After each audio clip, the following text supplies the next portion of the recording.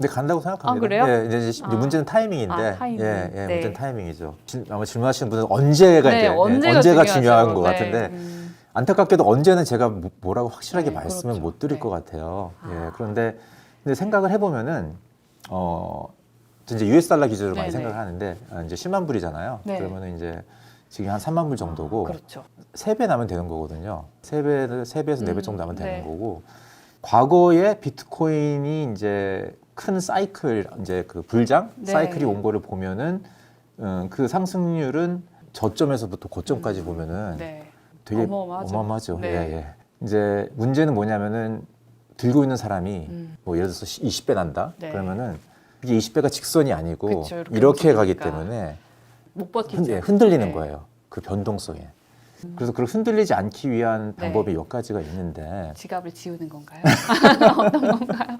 아니면 그렇죠. 뭐 그런 것도 있을 네. 수가 있고. 근데 일단은 네. 너무 많은 양을 하면 이게 흔들릴 수 있죠. 아, 예, 그게 하나 나의 있고요. 전 재산이 걸려 있다 그러면은 그렇죠. 막 흔들리죠. 예. 네. 그러니까 일단 내가 비트코인이 뭔지 잘 이해가 안 가고 네. 주위에서 하라고 그래가지고 그냥 막연하게 한 분이라면은 네. 그러면은 너무 큰 양을 투자를 하면은 그 변동성을 못 버틸 네. 것 같고요. 네. 제가 2014년도에 네. 5월 달에 한양대학에 네. 가갖고 대한민국 최초 같은데 비트코인으로다가 강의를 했어요, 대학에서. 제가 이랬거든요. 비트코인 1억 간다. 50만 원 할 때. 네. 제가 1억이라는 걸 왜 찍었냐면 그냥 무량대수다. 그냥 상징적인. 그렇지. 그 당시에 50만 원인데 1억이 보이겠어요? 저 보이지도 않지만 그래, 상징적인 그렇죠. 거다. 무량대수를 그냥 1억으로 딱 했는데 막 웃더라고. 네. 근데 지금 만약에 1억 간다 그러면 누가 웃겠어요. 그쵸. 지금은 이제 가시권에 있는 거잖아. 1억. 왜냐면 8천 이상을 본 적이 있으니까. 그렇죠. 그래서 다음 불장에서 네. 1억은 문제가 안 되죠. 문제는 불장이 네. 또 오냐, 불장은 이제 없다. 이걸 고민하면 되는 거고. 저도 사실은 그게 제일 궁금하기는 해요. 왜냐면 진짜 그 코로나 때는 네. 유동성 장세였거든요. 아, 그렇죠. 그러니까 주식시장에서 그 유동성으로 재미를 본 사람들이 네. 더 센 거를 찾아가다 보니까 코인 시장으로 저는 그 유동성이 또 갔다라고 보거든요. 근데 그 불정이 또 오겠냐고. 그럴 수도 있고요. 네. 그럴 수도 있고 그냥 4년 주기의 비트코인 주기일 수도 있어요. 주기에 맞춰서 그게 그렇죠. 딱 맞아 떨어졌을 그렇죠. 수도 있다. 우연히 일치이긴 한데 둘이 아. 같았어요. 그래서 저도 유동성 장세 때문은 아니야라고 말은 못 하겠어요. 분명히 네, 네, 있으니까. 네, 네. 그런데 또 그게 마침 비트코인 반감기 되고 나서 8개월 미끄러진 시점이거든요. 네, 네. 그러니까 원래 계속 그 패턴이 있었어요. 그러면 앞으로 또 한 2년 반 뒤? 그게 만약에 패턴이 반복된다면 내년 5월이 반감기니까 내후년 2월쯤에 이제 네. 불장이 시작되는 건데 아까 말씀드린 선방형 가능성이 높다. 이번엔 다들 그걸 기대하니까. 근데 확실히 힘은 많이 떨어졌어요. 네. 왜냐하면 질량이 커져서 그런 것 같아요. 질량이 커져서 네. 무거워져서. 옛날에 이제 네. 제가 한참 재미를 봤던 2017년도 네. 때는 30배인가 같죠? 저점, 고점 맞죠? 차이를. 예. 어. 그러다 이제 폭 꼬꾸라졌는데 네, 꼬꾸라져도 이제 저점 대비 비교해보면 10배 이상 됩니다. 그러니까 지금이 만약에 한 다음에 저점이잖아요. 지금 네, 네. 2021년 기준 지금 저점이거든요. 그러니까 고점 갔다 떨어지면 이거 10배를 생각해야 된다는 거죠. 그러니까 좀 말이 안 되는 거죠. 생각해보면. 이거 상식적이지 10배면 않습니다. 2억이 넘는 건데. 그렇죠. 그러니까 그냥 뭐 그렇게 너무 큰 기대는 하지 마시고 네. 소박하게 가겠다. 근데 이렇게 얘기하시고 아까 또 서두에 까셨어요. 반이 될 수도 다음 달에. 절반으로 떨어질 수도 네. 있다. 근데 어. 분명한 거는 비트코인으로서 이건 말씀드렸어요. 비트코인은 네. 아주 독특한 지정학적 자산이기 때문에 우상향합니다. 그러면 그게 상징성이 주는 게 굉장히 크다라고 보시는 거예요? 비트코인만 할 수 있는 일이 있어요. 이더도 감히 엄두를 못 내는 게 있죠. 뭐가 있죠? 그러니까 비트코인은 미국하고 중국하고 맞짱 뜨는 맞짱 뜨는 용도로 자산이에요. 전 세계 어떤 자산도 미국이나 중국하고 맞짱 못 떠요. 못하죠. 왜냐면 기축통화의 위치가 예, 있으니까. 근데 비트코인은 가능해요. 요 책에서 그게 나온다는. 그렇죠. 그러니까 네. 중국이 여태까지 불장 때마다 시비를 털었거든요. 네, 네. 2013년도 불장이 있어요. 한국 사람 네. 잘 모르지만 그때도 인민은행장이 네. 중국의 텐센트나 이런 알리바바 같은 데가 비트코인 취급 못하게 빵 하니까 거품이 푹 꺼졌거든요. 네, 네. 2017년도에는 거래소를 중단시켜버렸어요, 중국은. 그래서 푹 꺼졌거든요. 네. 2021년도 기억하지만 책으로 금지해버렸잖아요. 그러니까 중국이 계속 이렇게 시비를 터는데도 불구하고 비트코인이 중국을 무시하고 올라가거든요. 살아남아 있어. 그렇죠. 네. 미국은 결론을 내렸기 때문에 네. 그렇게 중처럼은 안 가지. 그러니까 부자들이 일론 머스크가 비트코인을 많이 갖고 있었잖아요. 네, 네. 일론 머스크가 그 귀결은 너무 당연해요. 왜냐하면 중국의 공장이 엄청나게 많잖아요. 뭐 엄청 많죠. 그러면 대표님이 만약에 중국에 1,000억의 자산이 있어. 네. 그래서 그걸 어느 날 중국 밖으로 빼고 싶어. 그래서 그 1,000억을 위안화로 다 딱 바꾼 다음에 중국의 은행에 가서 이걸 달러로 바꿔주세요. 바꿔줄까요? 안 바꿔주죠. 안 바꿔주죠. 그거 다 알아요, 지금. 코인도 바꿔서. 코인으로 빼는 게 제일 좋습니다.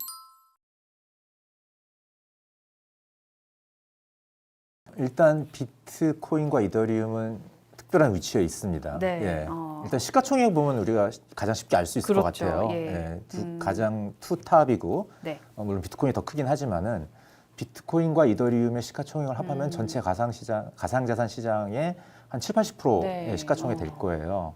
그렇게 큰 비중을 차지하는 두 자산을 갖다가 그냥 무시하고 네. 그 나머지 20% 안에서 자꾸 뭔가 찾으려고 사람들이 네. 그러고 있는 거거든요. 알트코인에 아, 투자한다는 거는. 네. 왜 그러냐를 생각을 해보면은 뭔가 더 많이 오를 것 같으니까라는 뭔가 생각인 나만 거죠. 알고 있는 코인인 것 같고 그런 그쵸. 느낌도 있을 예, 것 그런 같아요. 느낌도 있고. 네. 뭐 한 이더리움이 5배 오를 때 이건 50배 정도 네네. 오를 것 같고 뭐 이래서인데 50배 오르는 거 물론 있을 수는 있어요. 네. 예, 그리고 되게 단기적으로 그런 일이 발생을 할 수도 있는데 50배 오른다는 거는 네. 그만큼 변동성이 더 심하다는 거고 50배 떨어질 수도 있다고. 맞습니다. 예, 네. 그럴 수도 있는 거고 이 자산군을 잘 이해하지 못하는 상태에서는 네. 그런 큰 변동성에 노출되는 거는 굉장히 위험하다고 생각을 하고요. 네. 우리가 실리콘밸리에 되게 저명한 벤처 캐피털 네. 이런 데를 봐도 이제 그런 데는 이제 알트코인 투자를 하는데 네. 리스크 관리를 위해서 엄청나게 분산 투자를 합니다. 몇십 개. 네. 예, 왜냐하면 그들의 입장에서도 네. 그렇게 똑똑한 사람들이 모여서 평가를 해도 어떤 자산이 성공을 하고 네. 어떤 거는 이제 0으로 가면 안 좋으면 0으로 가버리는 거거든요. 예. 그 리스크를 자기네들도 그 코인을 찍을 수가 없기 때문에 그렇죠. 분산시키는 거거든요. 아. 예, 그렇게 저명한 회사들도 그렇게 하는데 개인 투자가 정보도 많지도 않은데 네. 뭔가 한두 개를 탁 찍어가지고 50배, 100배 나는 거를 찍겠다는 생각은 이제 비현실적이라는 거를 좀 알 필요가 있을 것 같아요. 코인 투자할 돈이 100이다 하면 네. 50은 무조건 비트코인. 그러니까 그게 이제 좀 잡아줘요. 하락장에서. 네. 그 다음에 25는 이더리움. 25는 이더리움. 그럼 75는 조금 안전하게 가는 게 낫다. 그렇죠. 그리고 나머지 25 가지고 하고 싶은 데다 조금씩 쫙 아. 넣어보는 거죠. 뭐. 왜냐면 알트 현상이라는 건 안 없어져요. 그러니까 비트코인이 2배 오를 때 이더는 5배 오르고 이더가 5배 오를 때 알트들은 1000배씩 오르거든요. 오, 진짜 그러더라고요. 근데 그 변동성 말 그대로 비중만 잘 조절하면 그렇죠. 그 1000배를 어떻게 우리가 유혹을 이기겠어요. 맞아요. 그러니까 그 어떤 건 1000배가 되잖아요. 네. 그러니까 이제 1000배가 됐을 때 팔지는 못하겠지만 그래도 네. 한번 요동을 치면 100배 넘게 되니까 10만 원씩은 뭐 그렇게 넣고 싶죠. 그걸 하지 말라고 저도 많이 말려봤는데 말을 절대 안 들어요.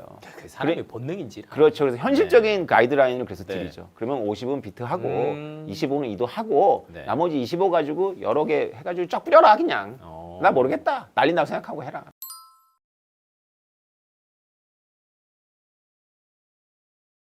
이 가상자산이라는 게 사실 좀 어렵습니다. 처음에 접하면은 내가 기존에 알던 네. 거랑은 너무 다르고 그런데 이게 인류에 되게 유용한 기술이라고 저는 생각을 네. 하거든요.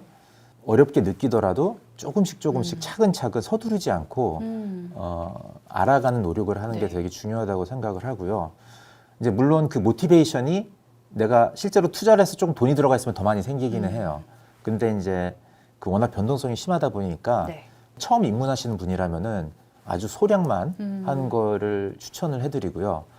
지금 인터넷에 여러 가지 컨텐츠들이 있습니다. 그렇죠. 예, 그리고 뭐 코빗에 와도 뭐 저 이제 리서치도 많이 발간을 하고 있고 네. 뭐 유튜브도 올리고 있고 이러니까 네. 이런 거를 통해서 이제 조금씩 지식을 습득을 하면서 알아가는 게 되게 중요할 것 같아요. 왜냐면은 지금부터 10년, 20년 지나면은 벌써 우리 애들만 해도 네. 이런 디지털 세계에서 뭔가 활동하고 이런 거에 대해서 전혀 거부감이 없고 비트코인 이런 거에 대해서도 저희 이제 큰애가 지금 12살인데 네. 예, 벌써 이렇게 많이 관심이 있거든요. 이런 사람들이 10년 지나면 22살이에요. 그러네요. 또 20년 지나면 32살이에요. 이런 사람들이 이제 계속 사회에 진출해서 사회생활을 했을 때 과연 가상자산은 어떤 모습일까를 생각을 해보면은 지금 이게 뭔지 잘 몰라가지고 이렇게 거리를 두고 있는 거는 너무나 좋은 기회를 놓치는 거죠. 네. 예. 제가 비트코인을 발견한 네. 게 9년 6개월이 지나고 있습니다. 비트코인이 이 세상에 나온 지 15년이 됐고요. 처음부터 비트코인은 괴물이었고 많은 사람들이 부정적으로 생각했고 우리가 알고 있는 모든 지식으로 봤을 때는 비트코인을 부정하는 게 상식에 부합합니다. 그럼에도 불구하고 비트코인이 15년 동안 버티고 있는 것을 우리가 이해해야 되고요. 과감하게 결론을 말씀드리면 비트코인은 우리와 같이 머뭅니다.